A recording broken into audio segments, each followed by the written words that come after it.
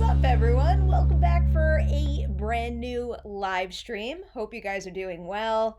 At this point, you know how this all kicks off. Let me know if I look and sound okay right now. I want to make sure the quality is as good as it can be. To do a little housekeeping update for you right now, though, one thing. I still don't have my USB mic, but it's actually scheduled to arrive this evening. So next week, without a doubt, I will have a microphone that is not my laptop microphone. Then on top of that, you might notice that I never finished the other side. The graphic that I wanted to put in that vicinity, but I didn't get to it for good reason. I'm lucky enough to still have work coming my way significantly over at Collider, and I got a bunch of assignments this week that I was really excited about, but that took a good deal of my time. So I'm gonna do a little self-plugging right now because I really do think you guys are gonna enjoy some of this stuff. First thing is the new Ladies Night episode with Alicia Silverstone. You could hear this in the video, but probably no surprise. I'm a diehard Clueless fan, so it really was a treat getting to do that with her, and also because it was the first virtual episode of Ladies Night, so it's so encouraging to know that we can actually pull that off. Thad did an amazing job editing it, so you can check it out on the Collider Video YouTube channel right now. And then also on the channel is I got to host the Collider Connected episode with Caitlin Deaver, who is hands down one of my favorite people in this industry. One, because she's super nice, a pleasure to talk to, but also because I think she is just one of the most talented young stars out there. And the other thing I really appreciate about her is when you look at her filmography, she really picked stuff with purpose. I mean, just going through it, maybe it was just because we were condensing our conversation about her list of credits to just a single 30 minutes. It really hit me how meaningful a lot of the projects that she's worked on can be to a lot of people out there. So I applaud her nonstop for that. Let's just check in with the live chat here and say, hey, quick hello to some folks. We've got Steven Garrow. How you doing, buddy? Hope all is well. We've got Steve Calderon, of course. Ed is back. Ed, yes, I know Cuomo is on right now. I do want to be watching that myself, but I'll have to check it out after.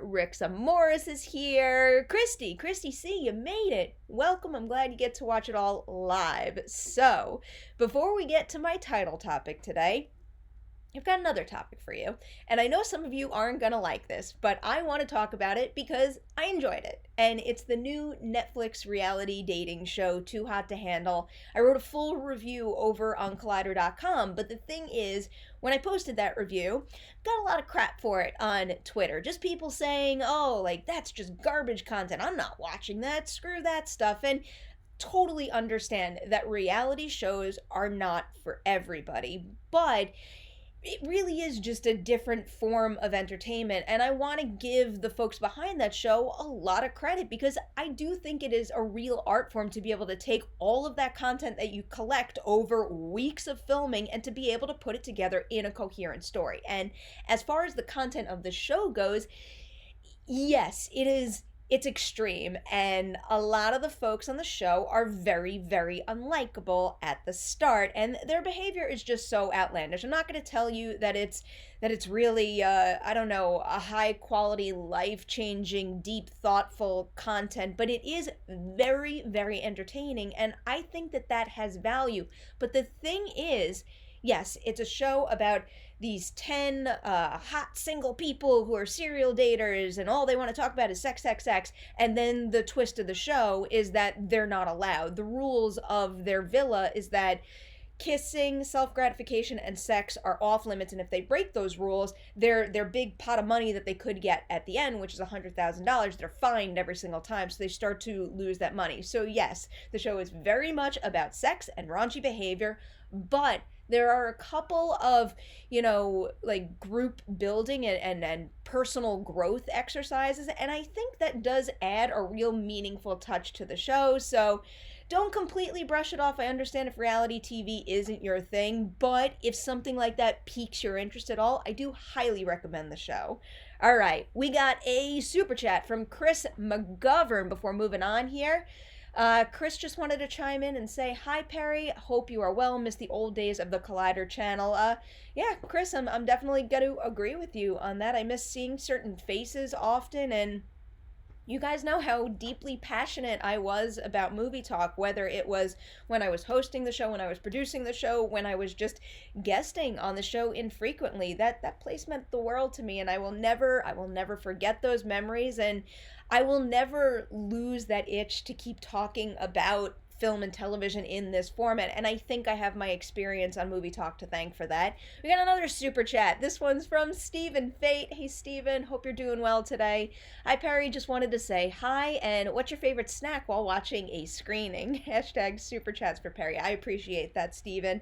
Let me think. So I've said this before, but when I go to a movie theater to watch a movie, I usually don't snack because I genuinely like to just sit there and have my full focus on the movie, and I personally find snacks distracting. You might not, and that's fine by you, but I don't like to do that. And I also usually don't drink anything because I don't want to run the risk of having to get up and go to the bathroom and miss something. But when I'm home sweet home, especially right now, and this isn't just when watching movies, this is a general statement.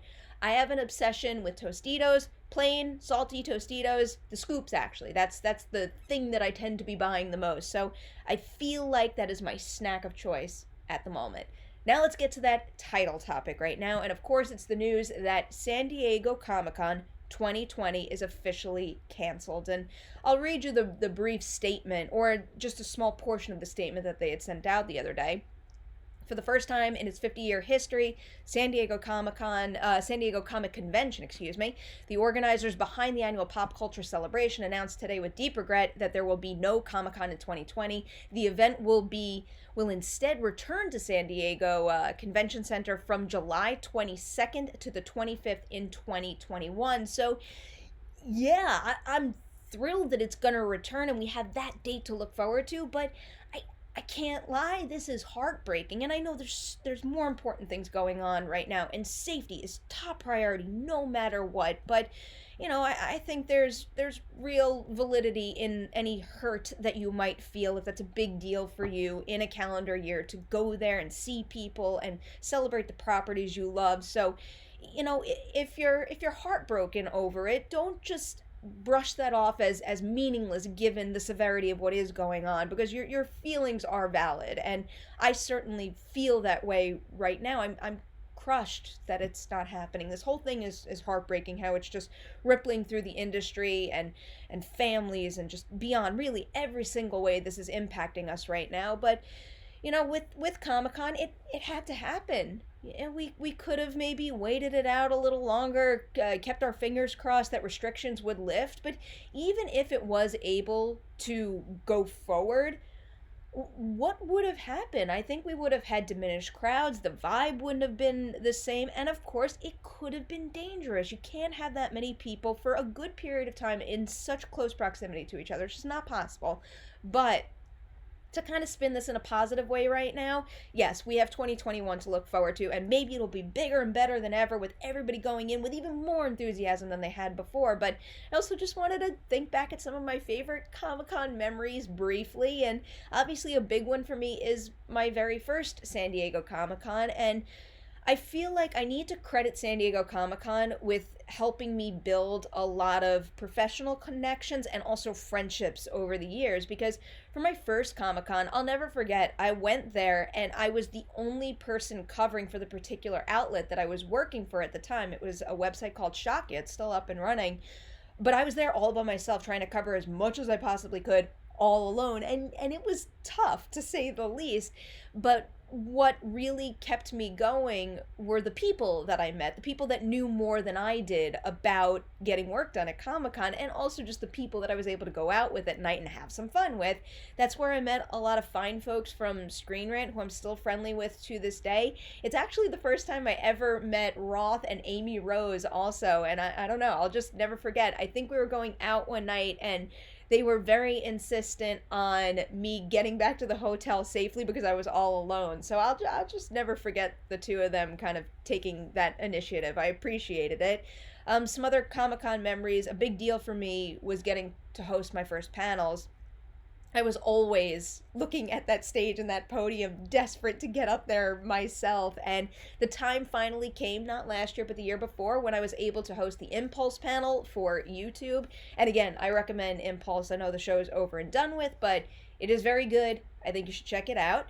And then last year, of course, I moved from the Indigo Ballroom, where the Impulse panel was, to Ballroom 20 to host the Cobra Kai panel. So, one, I love Cobra Kai, so it was a real honor to get to do that. The people that were part of the Cobra Kai panel were delightful. I really couldn't have asked for a better group to be on such a big stage with. I was so nervous, and they just made it a breeze for me. But also, that was the first epic line I had ever waited on. I'll never forget it. Back in my first year going to Comic-Con, I desperately wanted to get into the Walking Dead panel that was in Ballroom 20, and I had never experienced that line before, and it was crazy. So to go from waiting in that line for hours to being up there on that stage and just celebrating a show I love so much, oh, I loved it. I have many memories at Brian's 24-hour diner in San Diego. I don't think any of the diners on the West Coast compared to my New York City diner, so when I found that one, it was a very big deal. And yeah, many late nights ended with a Brian's 24 meal, and I cherish those memories. Also, speaking of The Walking Dead, some of my favorite events at San Diego Comic Con over the years, until they stopped doing it, was Walking Dead Escape. So what it was for, I think it went on for three years maybe. I did it once with Matt Goldberg from Collider.com, and we made a video about it. I should dig that up and send you guys a link. But they would take Petco Park and they would turn it into an obstacle course, and they would fill it with actors as zombies, and it was chaos. I think I understood why they had to shut it down, maybe from a safety perspective, because people would just run like crazy through this. And especially the first year, there were really intense obstacles and just the lengths people would go to get away from zombies. But I don't know, that thrill is just right up my alley, and wow, did I love that experience. I gotta find that video for you guys. But I don't know, that's only scratching the surface of the Comic-Con memories I have. I love that place so much, and while I am quite sad that we're not going to get to go back this year, I am looking forward to future installments of SDCC even more now. So we do have that to look forward to. I got a super chat here from JG, who is just writing, thanks for your post. You have a great show. I appreciate you saying that, Jay. Doing this means a lot to me always, but now more than ever, and I'm really glad I get to share this with you guys on a regular basis. Let us move on down to my next topic here. So, news broke recently that there is going to be a Shining spin-off series called Overlook happening over at HBO Max. The series is going to be done by Bad Robot and Warner Brothers Television, and according to reports, it's being described as a horror thriller series, no surprise there, inspired by and featuring iconic characters from Stephen King's The Shining.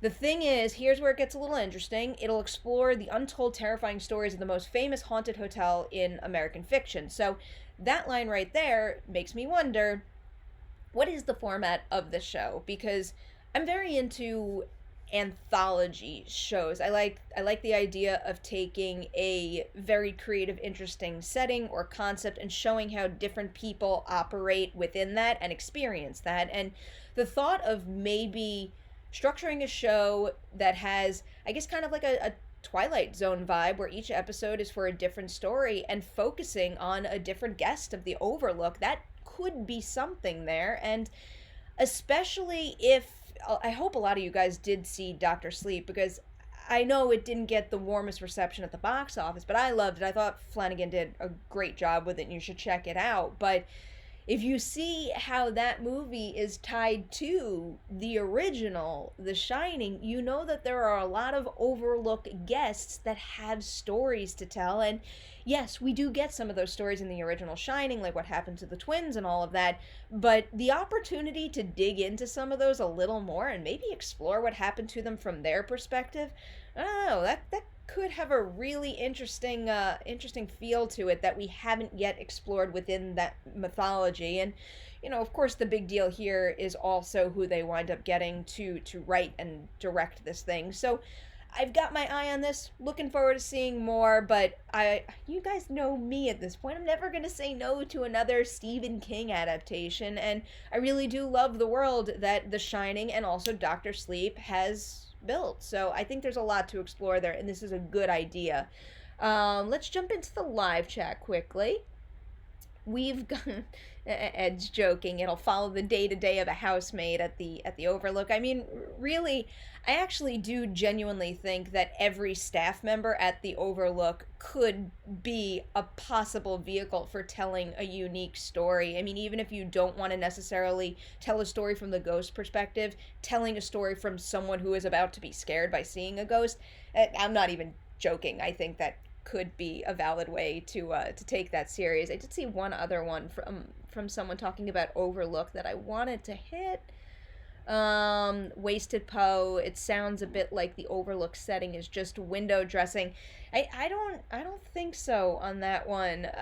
There's a lot to explore, and I also think there's a lot to explore where they could maybe tie in unused elements of the book and bring it to screen instead, because we all know what happened with the Shining movie. Stephen King isn't the biggest fan, and the adaptation is very, very different, and I think that there's some of the mechanics with how the Overlook functions and what Jack Torrance needs to do to take care of it that does suggest that it's not just window dressing. There's a lot of depth to it and a lot of areas that are unexplored that could be worthwhile right now.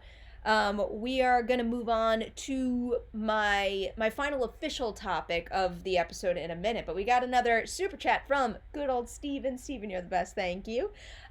What does your shirt say? So this is from a film festival that I actually never attended. It's called Southern Screen Film Festival, and the reason I have it is because, and this actually goes back to what I was saying about one of my favorite parts of San Diego Comic-Con, or any convention for that matter, or any film festival that for that matter, are the people that I get to meet. The people from other parts of the country that I never would have met otherwise. And that's where this came from, because at my very first South by Southwest, I believe it was in 2013, I met one of the programmers from this film festival, and she tried so hard to work out a trip for me to get to go to that festival, but it never panned out. But she did send me this shirt, and I still have this shirt, and I like it quite a bit. All right, last topic today, or official topic at least, is the Capone trailer. So news broke the other day that Josh Trank's next feature, which was originally titled Fonzo, was being changed to Capone, and on top of that, he announced that they got distribution and that it was getting a release date, and apparently Vertical Entertainment and Redbox Entertainment are releasing this movie as a 48-hour rental on May 12th. I am very excited to see it. I thought this trailer was solid. The trailer, though, was not going to sway whether or not I watched this movie whatsoever. I am watching the movie for a number of reasons, to be fair. But number one on that list is I want to see a movie that Josh Trank believes is truly his. If this is 100% his vision, I am going to see it. And that is what he was trying to get across in his tweet that shared some of this information. I was such a big fan of Chronicle. I think what he did with that showed signs that he was a very talented filmmaker that could go the distance. Of course, then we had Fantastic Four as his second feature film. There's a whole lot of he said, she said in that scenario. I am not going to get into that, but it does seem apparent that that was not purely his vision. We did not see the film that he intended to make. Who knows if the film he intended to make really would have been better than what we got? I don't know. I can't say that. I can't speculate in that sense. But the point is, Capone apparently is what he really wanted to make. So if we're going to see a movie that's more in line with the process that he had with Chronicle, which I think is phenomenal, that's what's driving me to see Capone. I want to see what he's really capable of when he has the reins and he's fully in control. So that right there is what's exciting me. Let's check in and see how you guys feel about Capone.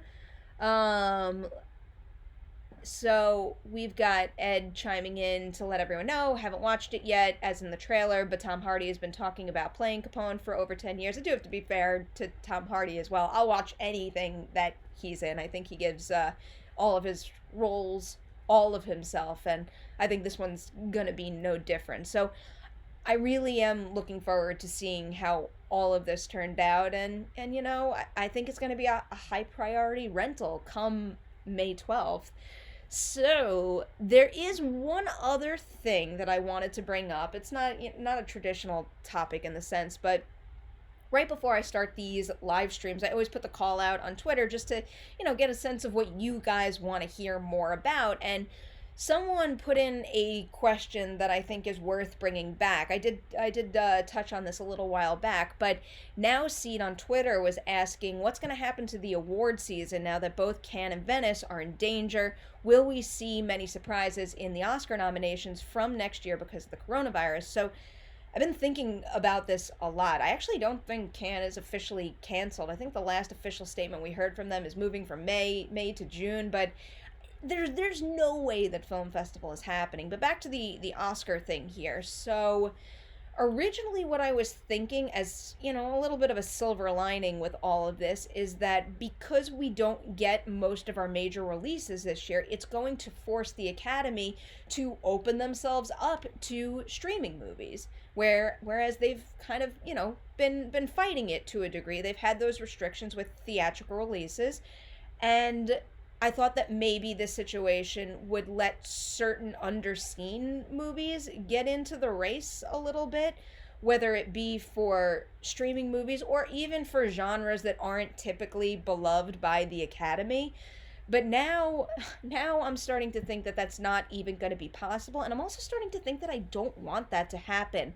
I think we're hitting a point where so many releases are being affected that, let's say the Academy does move forward, business as usual, but with some altercations that allows streaming movies to be considered, and also maybe gives earlier theatrical releases, like let's say Invisible Man, more attention because there's less competition.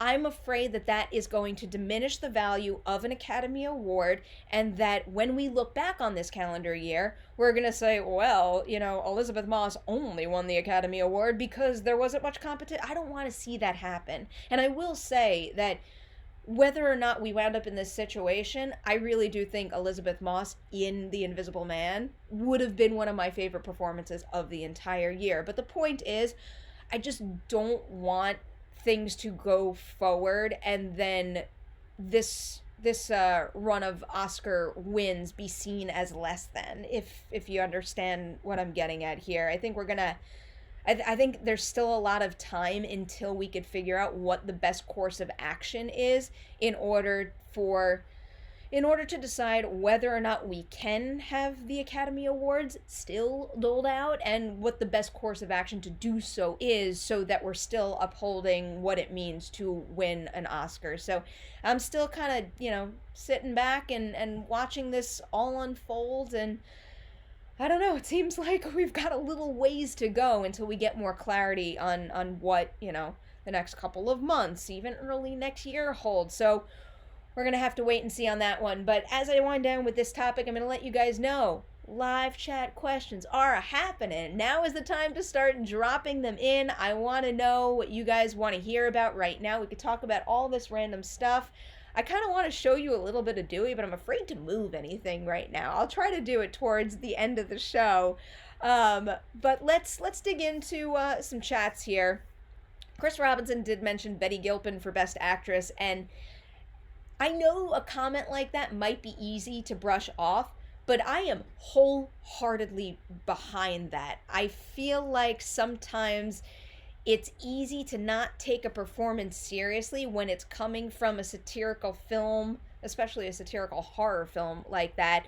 But Betty Gilpin is so good in that movie. I think she is excellent no matter what, but one of the things that really kind of solidified how talented she is, and I mean she alone, whereas she is taking what's on the page and she's elevating it, is when I did it was one of the last junkets I did. When I did the junket for that movie and I spoke to her and Damon Lindelof, I had asked if, I'm going to do my best not to spoil this here, but there's a scene in the bunker where she very specifically chooses to not verbalize a statement using words, but it's more of a, I don't know, like a sound and a physical performance. And I asked her if that was her choice or if that's something that came from the script, and they had said that that's something she chose to do. And I think that right there is a sign of a next level performance. So if you have not seen The Hunt and her work in it, cannot recommend it enough. I do think it's well worth that rental price.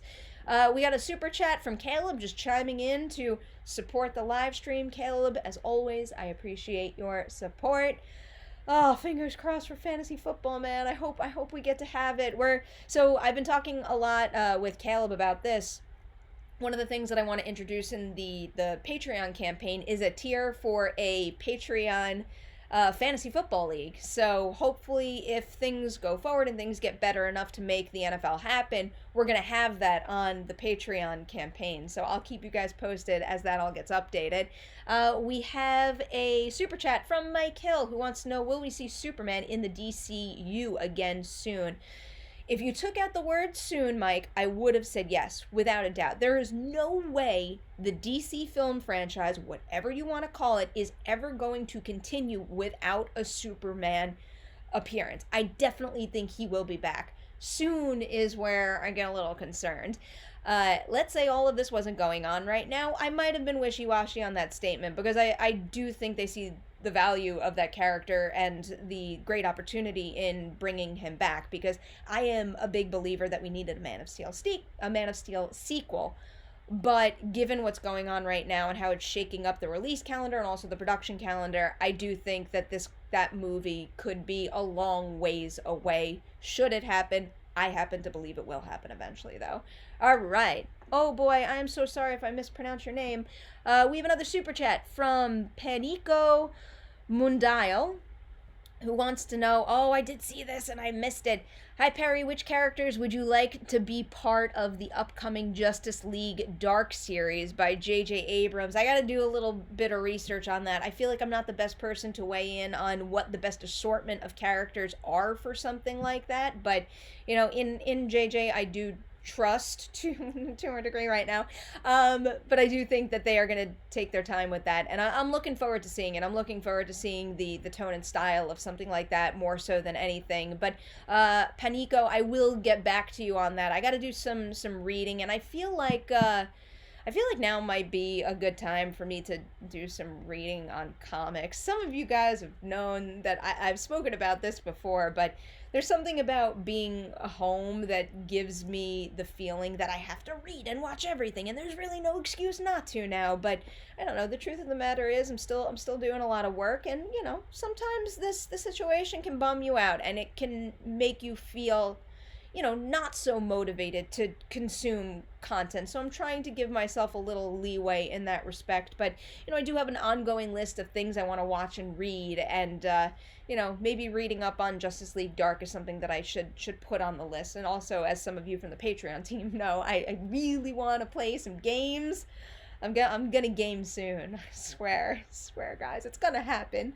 All right, Nathan Taylor wants to know, have you been watching Better Call Saul? Sadly, I haven't. I've heard the best things about it, but I will say, I feel like whatever the first year, it's all coming back to San Diego Comic-Con, whatever the first year Better Call Saul had a San Diego Comic-Con panel, I tried so hard to binge the first season before that, and it was just a matter of time. I didn't have the free time to get through it all, but I was really liking what I was watching. So that's another show that I've been meaning to go back to. But before I do that, I think, okay, so here's what's going on. Some of you know this because Christian already shared a Schmodown trailer, and I appeared in it twice. So you guys know I'm doing exhibition matches for new releases and also for Jurassic, and that means I've been rewatching a lot of things that specifically pertain to brushing up on knowledge for those right now.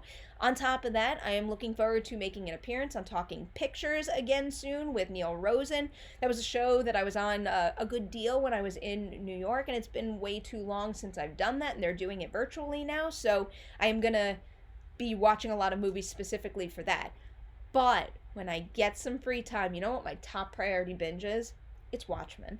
I watched the first episode of Watchmen to be a part of the conversation when the show first kicked off, but then I started to think that I might be more satisfied if I binge it all, and also I got other assignments, sadly, but that is my priority binge watch. I need to watch Watchmen.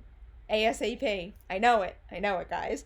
All right, let's get this super chat now from Elliot Troy. Elliot's asking, oh no, I don't like this negative start. If Dune is a financial flop, I do understand why you're asking that though, Elliot. Is it even a guarantee that a part 2 gets fully marketed, rollout, and release? Will they release 2 Blade Runner 2049s? All right. I love Denis Villeneuve. I love his work so much, and that Dune cast is nothing short of phenomenal. That project is loaded with so much talent, I can't handle it. I think everything is working in Dune's favor. But after Blade Runner 2049 came out, where everything seemingly was working in its favor as well, and it didn't do all that well at the box office, yes, you can't not be concerned about Dune potentially flopping. I know Dune has a big fan base from the original source material and also the adaptation, but you always have to wonder with these remakes, is that fan base big enough to create enough noise to not only bring all those original fans back to the property, but also to get newcomers to come in as well? That's the key. You can't just appeal to the people who already love the material. You gotta hit both. And I'm afraid that what happened with Blade Runner 2049, and this isn't Villeneuve's fault, he made a great film, and I think that was then recognized, especially with the Academy too. But I do think that a lot of the excitement was coming from people who were already fans of the Blade Runner franchise, and less so from others who were just getting into it now. And I don't know, we haven't really gotten into the Dune marketing campaign just yet. Obviously, we've seen some images and stuff, but until that campaign really ramps up and until we get closer to the official release date, it seems too tough to kind of gauge the temperature of the room in that, is it going to appeal to both and bring in a wide viewership? Because a movie with a budget of that size does need a wide viewership, and I do think that, I don't want to even put it out there, but if Dune does not do all that well at the box office, those future plans might be in jeopardy. You just got to consider it. It's a business, sadly, but I am going to have all the faith in the world in Dune until there is some sign that tells me it's not going to do well. But, if I had to make a prediction right now, I think Dune's going to cross that line. I think it's going to cross over and it's going to get a very big audience. I've got a lot of faith in that one.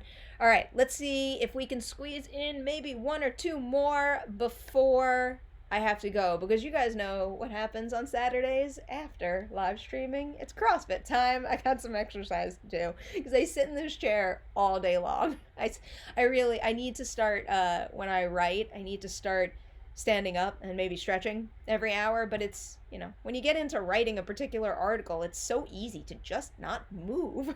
All right, let's scroll through here. Oh God, we have so many comments.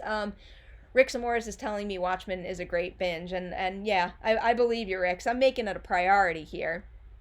All right, Burt Mills is asking, Perry, do you know if Warner Brothers ever officially postponed the release date of Nolan's Tenet? That's a good question. I feel like I just made it so in my brain for so long that I never looked up whether or not it was officially stated, but I'll tell you right now, because you guys know Collider.com has all the latest.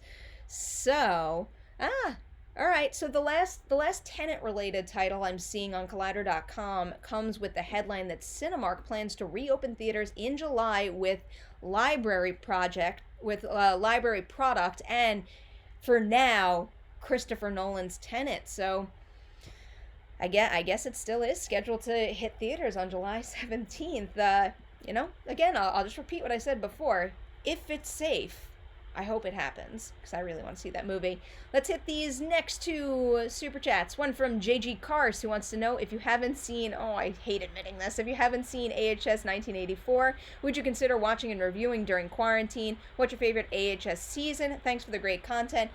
I'll answer that last question first because that's the easy one for me. It's always been the first season. It's always been Murder House. I know a lot of people out there prefer Asylum, but I like I like certain episodes of Asylum a lot and certain storylines of Asylum a lot, but I think that's where they started to get into going in the wildly out of control format a little too much, where there was so much going on, there were so many evil entities at play, and I don't know, it just seemed too all over the place to me, whereas Murder House felt very contained and very tight, and I liked that kind of storytelling. As for AHS 1984, no, never did finish it.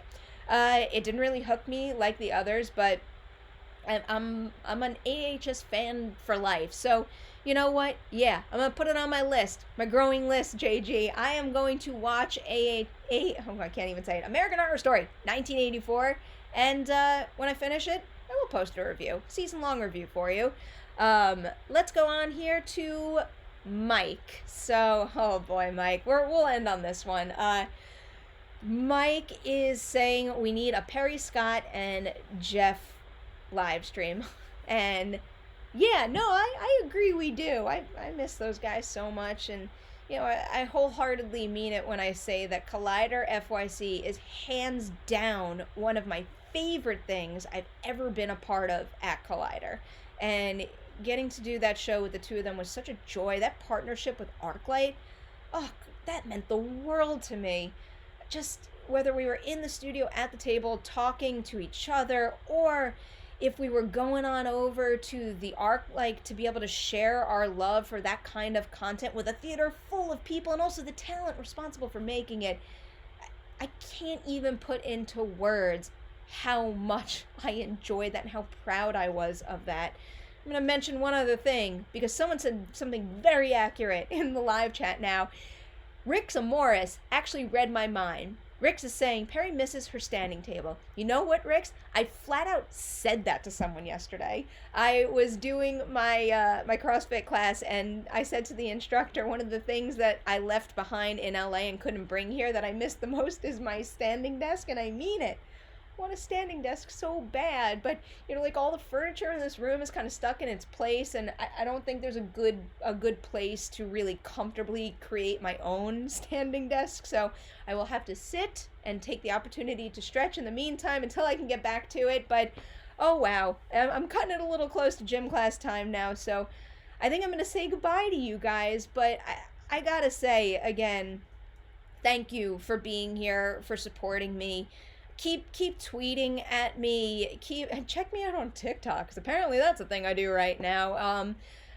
I love getting to talk entertainment with you guys, and you know, when you engage with some of the stuff that I create, it fills my heart. This stuff gives me so much like life and happiness and purpose. I can't even begin to explain it to you guys. So thank you for being here, and don't forget, keep an eye on my personal YouTube channel. We still got the CryptoQuotes going, and I will tell you, this week's CryptoQuote battle for the winning spot, it wasn't easy.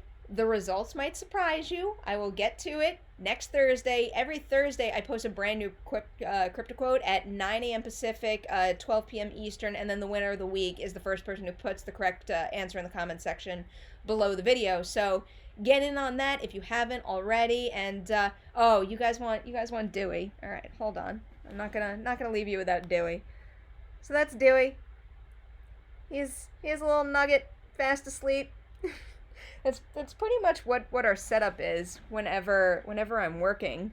during the day, and I'm sitting right here. He'll usually like make himself comfortable over there if he's not sitting in my lap. That's the other thing, is he keeps sitting in my lap, which is a tough thing whenever I'm doing those Collider Live interviews, because the wiring that I have is very sensitive. And I think it was during the Caitlin Deaver one, he jumped on my lap and nearly yanked the microphone cable out, and I just got very nervous. But thankfully everything was fine. Dewey is as happy as can be, living the good life with lots of attention in New York right now. I hope you are all staying safe. I hope you are all enjoying some great movies and television, games, comics, you name it right now. Please stay safe, take care of yourself, be kind to each other, and I will see you next weekend for a brand new live stream. Bye, guys. And cards.